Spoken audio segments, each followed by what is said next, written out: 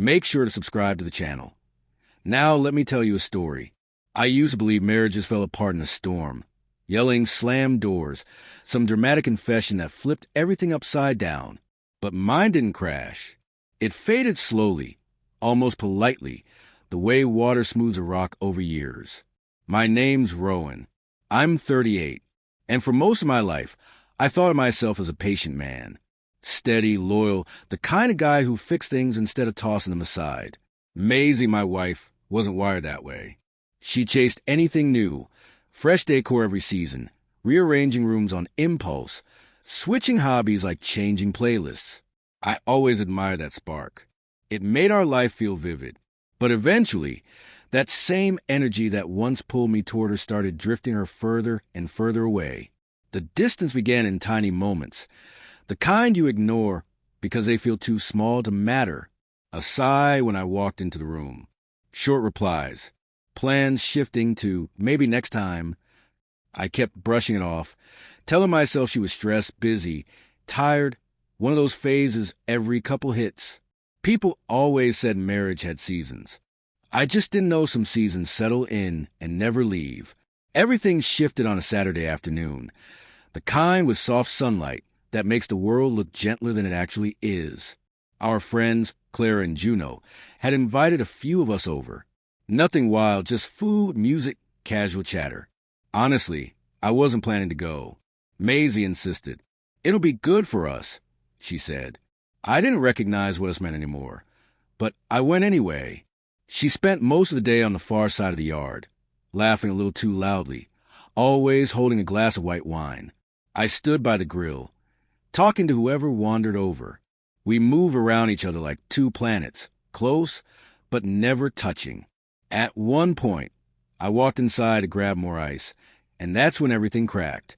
No explosion, no betrayal, just a sentence. Quiet, careless, said like it meant nothing. I was headed toward the kitchen when I heard her voice drifting from Clara's bedroom. Soft, but sharp enough to cut straight through me. Honestly, she said, I'm just stuck with him. Clara murmured something back, but I never heard it. My whole body just stopped. One word, stuck, small, but heavy enough to drop a man straight through the floor. She wasn't upset. She wasn't angry. She said it the same way someone talks about being stuck in traffic or stuck on hold. A mild annoyance, a delay, a burden. Me, I was her burden. I didn't walk in, didn't confront her. I just stood there, letting that sentence echo through me until it hollowed out something I couldn't get back. For the rest of the gathering, I just went through the motions while that one line replayed in my head. Stuck with him. Every syllable felt final, a verdict without a trial. We barely spoke on the drive home. She scrolled her phone, laughing at something, maybe a meme, maybe a message from someone at the get-together. I stared at the road, watching streetlights flick across the windshield like little reminders of moments already gone. When we got home, she went straight to the bedroom. I stayed in the kitchen, palms on the counter, breathing slow, trying to keep myself steady. Anger would have been simple. Rage would have been a relief. But I wasn't angry. I was awake. For the first time in years, I saw our marriage clearly, stripped of excuses and hopefulness I kept hiding behind. The next morning, I made coffee like always.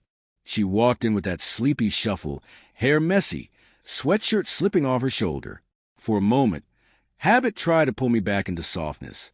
Habit can masquerade as love if you're not paying attention. She poured her coffee, leaned against the counter, eyes on her phone. I looked at her, really looked, and the truth finally settled. She had checked out long before that party. I was just the last one to admit it. She caught me staring. What? She asked, not cold, not warm, just neutral. I took a steady breath. I heard you yesterday. Her brows lifted. Heard me what? At Clara's. You said you were stuck with me. No reaction. No guilt. No shock. Just stillness. The kind people have when they're caught in a truth they've already convinced themselves is harmless. Rowan, she said softly, I didn't mean it the way you heard it. I know. I replied, not harsh, just honest. And that's okay. She blinked confused. Okay. I nodded. If you feel stuck, you don't have to be. She straightened, suddenly alert. What does that mean? It means you're not stuck anymore, I said quietly. You're free.